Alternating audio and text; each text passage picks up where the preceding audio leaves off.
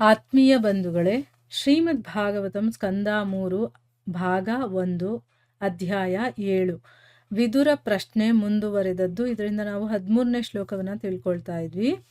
ಓದ ಭಾಗದಲ್ಲಿ ನಾವು ಐಹಿಕ ರೋಗದಿಂದ ನಮ್ಮ ಇಂದ್ರಿಯಗಳನ್ನು ಗುಣಪಡಿಸುವಂಥ ರೀತಿಯಲ್ಲಿ ಅದಕ್ಕೆ ಉಪಚಾರ ಮಾಡಬೇಕೇ ಹೊರತು ಅದನ್ನು ಕಂಪ್ಲೀಟಾಗಿ ಕೆಲಸ ಮಾಡೋದನ್ನು ನಿಲ್ಲಿಸ್ಬಿಡೋದಲ್ಲ.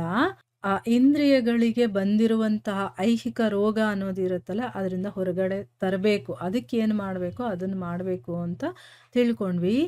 ಏನು ಮಾಡಬೇಕು ಅನ್ನೋದನ್ನು ಕೂಡ ಗುರುಗಳು ಹೇಳ್ತಾರೆ. ಈಗ ಅದನ್ನು ತಿಳ್ಕೊಳ್ಳೋಣ.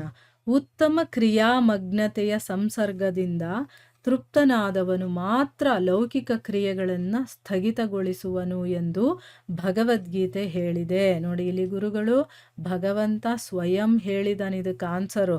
ಏನು ಅಂತಂದರೆ, ಈಗ ನಾವು ಯಾವುದೋ ಒಂದು ನಿಕೃಷ್ಟವಾದಂಥ ಕೆಲಸ ಮಾಡ್ತಿರ್ತೀವಿ. ಒಂದು ಕಳ್ತನನೇ ಅಂತ ಇಟ್ಕೊಳ್ಳೋಣ. ಆ ಕಳ್ತನ ಮಾಡ್ತಾ ಇದ್ದಾಗ ಅದರಿಂದ ನಾನು ಹೊರಗಡೆ ಬರಬೇಕು ಅಂತಂದರೆ ಕೆಲಸ ಮಾಡೋದೇ ನಿಲ್ಲಿಸ್ಬಿಡೋದಲ್ಲ. ಆ ಇಂದ್ರಿಯಗಳಿಂದ, ನನ್ನ ಕೈಗಳಿಂದ ಏನು ಕೆಲಸವನ್ನು, ಕೆಟ್ಟ ಕೆಲಸ ಮಾಡ್ತಿದ್ನೋ ಅದನ್ನು ಅದಕ್ಕಿಂತ ಉತ್ತಮ ಕೆಲಸದಲ್ಲಿ ತೊಡಗಿಸ್ಬೇಕು ನಾನು. ಆಗ ನನಗೇನಾಗುತ್ತೆ, ಅದು ಒಳ್ಳೆಯ ಕೆಲಸಗಳನ್ನು ಮಾಡೋದಕ್ಕೆ ಶುರು ಮಾಡುತ್ತೆ. ಈಗ ಕೆಟ್ಟ ಮನುಷ್ಯ ಒಳ್ಳೆಯವರ ಸಂಪರ್ಕಕ್ಕೆ ಬಂದಾಗ, ಅವರ ಒಂದು ಸಹವಾಸವನ್ನು ಮಾಡಿದಾಗ ಹೇಗೆ ತಾನು ಒಳ್ಳೆಯ ಕೆಲಸ ಮಾಡಬೇಕು ಅಂತ ಅವನ ಮನಸ್ಸಿಗೆ ಬರುತ್ತೋ, ಅದೇ ರೀತಿ ನಮ್ಮ ಇಂದ್ರಿಯಗಳ ಮೂಲಕ ಕೆಟ್ಟ ಕೆಲಸಗಳು ಅಥವಾ ಐಹಿಕ ಬಂಧನಕ್ಕೊಳಗಾಗುವಂಥ ಕೆಲಸಗಳು ನಡೀತಾ ಇದ್ದಾಗ ಅದನ್ನು ಒಳ್ಳೆಯ ಕೆಲಸದಲ್ಲಿ ತೊಡಗಿಸೋದ್ರಿಂದ ಅದು ಚೇಂಜ್ ಮಾಡಿಕೊಳ್ಳುತ್ತೆ. ಈ ವಿಷಯವಾಗಿ ಭಗವಂತ 2ನೇ ಅಧ್ಯಾಯ 59ನೇ ಶ್ಲೋಕದಲ್ಲಿ ಭಗವದ್ಗೀತೆಯಲ್ಲಿ ಹೇಳಿದ್ದಾನೆ. ಏನು ಅಂತಂದರೆ, ಒಳ್ಳೆಯ ಕೆಲಸಗಳಲ್ಲಿ ಯಾರು ತೊಡಗಿರ್ತಾನೋ, ಅದರಲ್ಲಿ ಯಾರು ತೃಪ್ತಿಯನ್ನು ಪಡೆದಿರ್ತಾನೋ ಅವನು ಮಾತ್ರನೇ ಈ ಒಂದು ಐಹಿಕ ಕ್ರಿಯೆಗಳು ಏನಿದೆಯೋ ಅದರಿಂದ ಅವನು ತನ್ನನ್ನು ತಾನು ನಿಲ್ಲಿಸ್ಕೊಳ್ತಾನೆ. ಅಂದರೆ ಈ ಒಂದು ಐಹಿಕ ಪ್ರಪಂಚದ ಕ್ರಿಯೆಗಳಲ್ಲಿ ಅವನು ತೊಡಗೋದಿಲ್ಲ. ಅವನಿಗೆ ಗೊತ್ತಾಗಿರುತ್ತೆ, ಅವನಿಗೆ ಇದಕ್ಕಿಂತ ಉತ್ತಮವಾದಂತಹ ಒಂದು ಕೆಲಸ ಸಿಕ್ಕಿರುತ್ತೆ. ಅದಕ್ಕೋಸ್ಕರ ಅದರಲ್ಲಿ ಅವನು ತೃಪ್ತಿಯನ್ನು ಕಂಡಿರ್ತಾನೆ. ಆ ಶ್ಲೋಕ ಯಾವುದು ಅಂತ ತಿಳ್ಕೊಳ್ಳೋಣ. ಶ್ಲೋಕ 59 2ನೇ ಅಧ್ಯಾಯದಲ್ಲಿ ವಿಷಯ ವಿನಿವರ್ತಂತೆ ನಿರಾಹಾರಸ್ಯ ದೇಹಿನಃ ಅಂತಿದೆಯಲ್ಲ, ಆ ಶ್ಲೋಕ. ಅದರಲ್ಲಿ ಏನು ಹೇಳಿದ್ದಾನೆ ಅಂತಂದರೆ, ದೇಹಸ್ಥ ಆತ್ಮವನ್ನು ಇಂದ್ರಿಯ ಸುಖದಿಂದ ದೂರ ಇಡಬಹುದು, ಆದರೆ ಇಂದ್ರಿಯ ಸುಖದ ವಸ್ತುಗಳ ರುಚಿ ಇರುತ್ತಲ್ಲ, ಅದು ಉಳಿದಿರುತ್ತೆ ಒಳಗಡೆ. ಆದರೆ ಇನ್ನೂ ಉತ್ತಮವಾದಂತಹ ರುಚಿಯ ಅನುಭವದಿಂದ ಆ ಆಸಕ್ತಿಗಳನ್ನು ಕೊನೆಗಾಣಿಸಿದ್ರೆ ಅವನ ಪ್ರಜ್ಞೆ ಅನ್ನೋದು ಸ್ಥಿರವಾಗುತ್ತೆ. ಹೇಗೆ ನಾವು ಸ್ಥಿರತೆಗೆ ಬರೋದು ಅನ್ನೋದನ್ನು ಹೇಳಿದ್ದಾನೆ. ಇಲ್ಲಿ ಒಂದು ಎಕ್ಸಾಂಪಲ್ ನೋಡಿ. ಈಗ ನನಗೆ ಜಾಮೂನ್ ತಿನ್ನೋದು ಒಂದು ಅಡಿಕ್ಷನ್ ಆಗಿರುತ್ತೆ ಅಂತ ಇಟ್ಕೊಳ್ಳಿ. ಯಾಕೆಂದರೆ ಅದನ್ನು ತಿಂದ್ರೇ ನನಗೆ ತೃಪ್ತಿ ಆಗೋದು. ಯಾವಾಗಲೂ ನನಗೆ ಅದರದ್ದೇ ಒಂದು ಆಸೆ ಇರುತ್ತೆ, ಯಾವಾಗೂ ತಿನ್ನಬೇಕು ಅಂತ ಇಟ್ಕೊಳ್ಳಿ. ನನಗೇನೋ ಒಂದು ಅನಾರೋಗ್ಯ ಇರುತ್ತೆ, ನಮಗದು ತಿನ್ನಬಾರ್ದು ಅಂತ ಹೇಳಿರ್ತಾರೆ, ಆದರೂ ನನಗದು ಬಿಡೋದಕ್ಕಾಗೋದಿಲ್ಲ. ಆದರೆ ಯಾವಾಗ ನಾವು ಜಾಮೂನ್ಗಿಂತ ಒಂದು ಇನ್ನೂ ತುಂಬ ರುಚಿಯಾಗಿರುವಂಥದ್ದು, ಉತ್ತಮವಾಗಿರುವಂಥದ್ದು ಅಂಥ ಒಂದು ರುಚಿಯನ್ನು ಅದಕ್ಕೆ ಕೊಟ್ಟಾಗ, ಆ ಇಂದ್ರಿಯಕ್ಕೆ ಕೊಟ್ಟಾಗ ಅದು ತಂತಾನಾಗೆ ಇದನ್ನು ತಿನ್ನೋದನ್ನು ಬಿಟ್ಬಿಡುತ್ತೆ. ಅದಕ್ಕೆ ಅದರ ರುಚಿ ಇಷ್ಟ ಆಗುತ್ತೆ. ಅಂದರೆ ಒಂದು ವಸ್ತುವಿನಿಂದ ಅದಕ್ಕಿಂತ ಉತ್ತಮವಾದಂಥದ್ರಲ್ಲಿ ನಮ್ಮ ಇಂದ್ರಿಯಗಳನ್ನು ತೊಡಗಿಸಿದಾಗ ಅದಕ್ಕೆ ಅದರಲ್ಲಿ ತೃಪ್ತಿ ಅನ್ನೋದು ಸಿಗುತ್ತೆ. ಆಗ ಅದು ಮೊದಲು ಏನು ಮಾಡ್ತಾ ಇತ್ತೋ ಅದನ್ನು ಬಿಡುತ್ತೆ. ಈಗ ನಮಗೆ ಆಧ್ಯಾತ್ಮಿಕದಲ್ಲಿ ಆಸಕ್ತಿ ಇರೋದಿಲ್ಲ, ಬರೀ ನಾವು ಐಹಿಕದಲ್ಲೇ ಮುಳುಗಿರ್ತೀವಿ. ಆದರೆ ನಿಜವಾಗ್ಲೂ ಸಂತೋಷ ಆಗಿರ್ಬೋದು, ಒಂದು ತೃಪ್ತಿ ಆಗಿರ್ಬೋದು, ಒಂದು ಶಾಂತಿ ಸಮಾಧಾನ ಅನ್ನೋದು ಐಹಿಕದಲ್ಲಿ ಇರೋದಿಲ್ಲ, ಅದು ಆಧ್ಯಾತ್ಮಿಕದಲ್ಲೇ ಇರೋದು. ಯಾವಾಗ ಒಂದು ಸರಿ ಅದಕ್ಕೆ ಅದರ ಒಂದು ರುಚಿ ಸಿಗುತ್ತೋ ಆಗ ತಂತಾನಾಗೆ ಈ ಐಹಿಕದ ಕೆಲಸಗಳನ್ನು ಅದು ಬಿಟ್ಟು ಆಧ್ಯಾತ್ಮಿಕದ ಕೆಲಸಗಳನ್ನು ಮಾಡೋದಕ್ಕೆ ಶುರು ಮಾಡುತ್ತೆ. ಅದನ್ನು ಇಲ್ಲಿ ಹೇಳ್ತಾ ಇದ್ದಾರೆ. ಪ್ರಜ್ಞೆಯು ತನ್ನ ಸ್ವಭಾವದಿಂದಲೇ ಕ್ರಿಯಾಶೀಲವಾಗಿದೆ, ಅದನ್ನು ಕೆಲಸ ಮಾಡದಂತೆ ಸ್ಥಗಿತಗೊಳಿಸಲಾಗದು. ನೋಡಿದ್ರ, ಈ ಪ್ರಜ್ಞೆ ಅನ್ನೋದು ಅಂದರೆ ಭಗವಂತ ಭಗವದ್ಗೀತೆಯಲ್ಲಿ ಹೇಳಿದ್ದಾನೆ, ಅದನ್ನು 1 ನಿಮಿಷನೂ ಸುಮ್ಮನೆ ಇರೋದಕ್ಕಾಗಲ್ಲ ಅಂತ. ಪ್ರಜ್ಞೆಯ ಸ್ವಭಾವನೇ ಕ್ರಿಯಾಶೀಲವಾಗಿರೋದು, ಕೆಲಸ ಮಾಡ್ತಾ ಇರೋದು.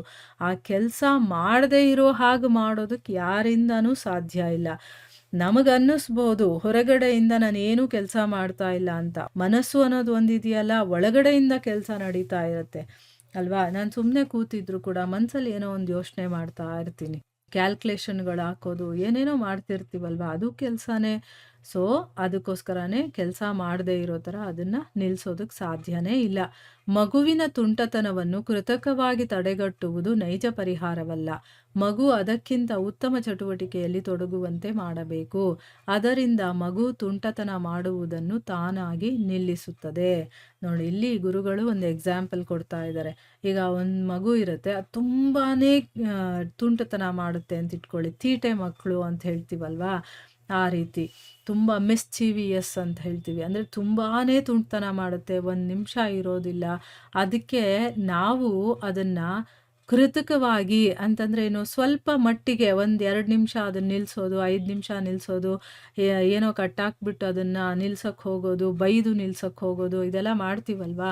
ಇದೆಲ್ಲ ಕೃತಕವಾಗಿ ತಡೆಗಟ್ಟೋದು. ಇದು ನಿಜವಾದ ಪರಿಹಾರ ಅಲ್ಲ. ಅದೇನು, ಒಂದು 5 ನಿಮಿಷ ಸುಮ್ಮನೆ ಇರುತ್ತೆ, ಮತ್ತೆ ಅದ್ರ ಕೆಲಸ ಮಾಡುತ್ತೆ ಅದು. ಅಲ್ವಾ? ಅದಕ್ಕಿಂತ ನಾವು ಏನು ಮಾಡಬೇಕು ಅಂತಂದ್ರೆ, ಅದು ಏನು ತುಂಟತನ ಮಾಡ್ತಾ ಇದೆಯೋ, ಮಾಡಬಾರದ ಕೆಲಸವನ್ನ ಮಾಡ್ತಾ ಇದೆಯೋ, ಅದನ್ನ ಇನ್ನೂ ಒಳ್ಳೆಯ ಕೆಲಸದಲ್ಲಿ ಅದನ್ನ ತೊಡಗಿಸೋ ಥರ ಮಾಡಬೇಕು. ಅದಕ್ಕಿಂತ ಒಳ್ಳೆ ಕೆಲಸ ಯಾವುದಿದೆಯೋ ಅದನ್ನ ಮಾಡೋದನ್ನ ಹೇಳ್ಕೊಡ್ಬೇಕು ಮಗುಗೆ. ಅವಾಗ ಏನು ಮಾಡುತ್ತೆ, ತುಂಟತನ ಮಾಡೋದನ್ನ ತಂತಾನಾಗೆ ನಿಲ್ಲಿಸುತ್ತದು.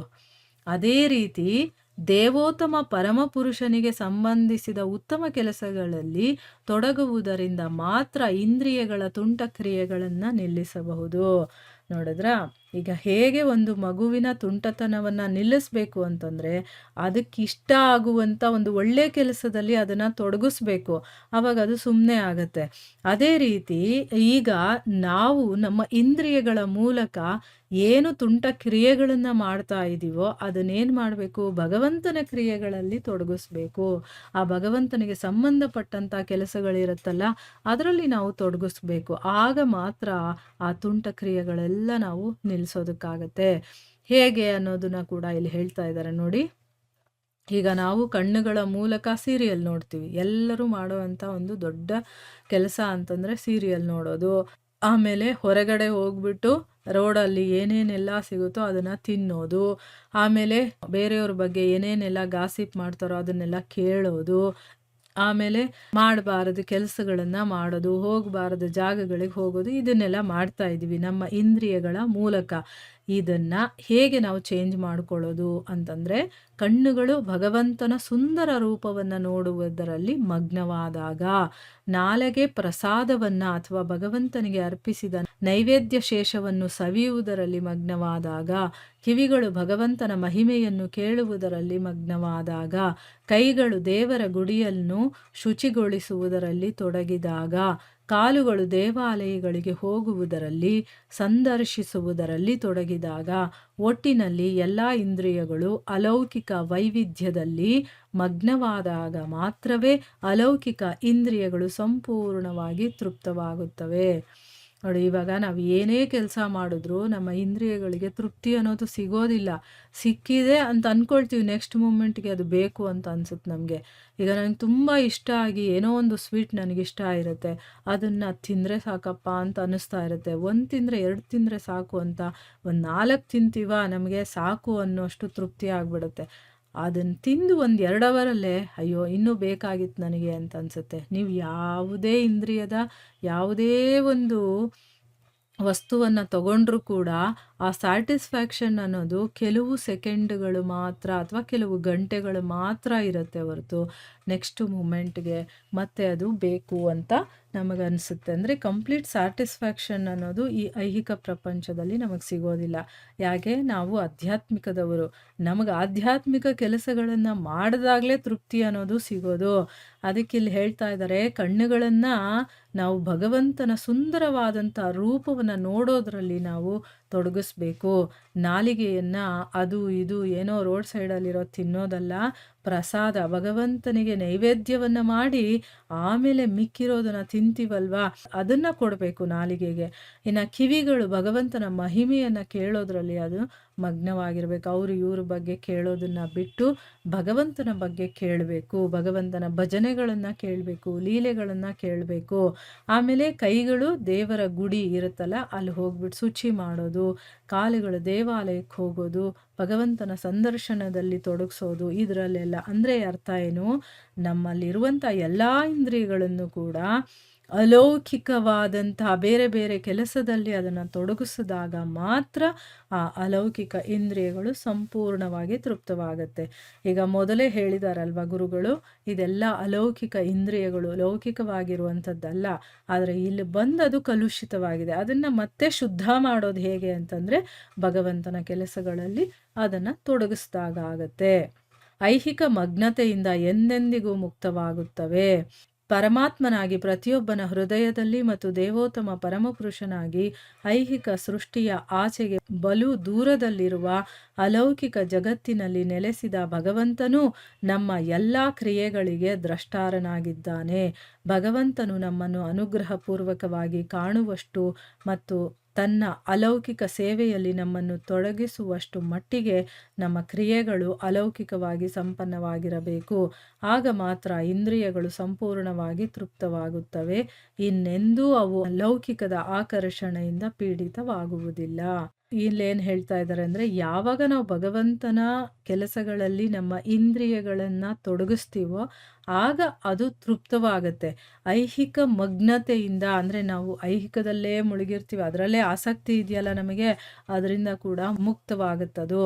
ಈಗ ಭಗವಂತ ಎಲ್ಲರ ಹೃದಯದಲ್ಲೂ ಇದ್ದಾನೆ, ಮತ್ತು ನಮ್ಮ ಈ ಒಂದು ಐಹಿಕ ಸೃಷ್ಟಿಯ ಆಚೆ ಬಹಳ ದೂರದಲ್ಲಿ ಒಂದು ಅಲೌಕಿಕ ಜಗತ್ತಿದೆಯಲ್ಲ, ಅಲ್ಲಿರುವಂಥ ಭಗವಂತ ನಮ್ಮ ಎಲ್ಲ ಕ್ರಿಯೆಗಳು, ನಾವು ಮಾಡುವಂಥ ಒಂದೊಂದು ಕೆಲಸಕ್ಕೂ ಕೂಡ ಅವನು ದ್ರಷ್ಟಾರನಾಗಿದ್ದಾನೆ. ಅಂದರೆ ಸಾಕ್ಷಿಯಾಗಿ ನೋಡ್ತಾ ಇರ್ತಾನೆ ಅವನು, ನಾವೇನೇನೆಲ್ಲ ಮಾಡ್ತಿರ್ತೀವಿ ಅಂತ ಅಂದ್ಬಿಟ್ಟು.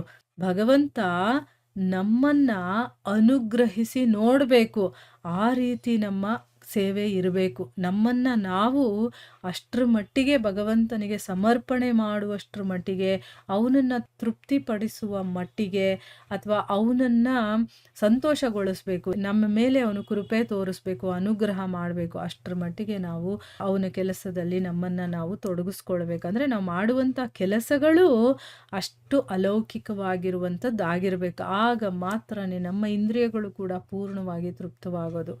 ಯಾಕಂದರೆ ಭಗವಂತನಿಗೆ ತೃಪ್ತಿಪಡಿಸಿದ್ವಿ ಅಂತಂದರೆ ನಮ್ಮ ಇಂದ್ರಿಯಗಳು ತಾನಾಗೆ ತೃಪ್ತಿಯಾಗತ್ತೆ.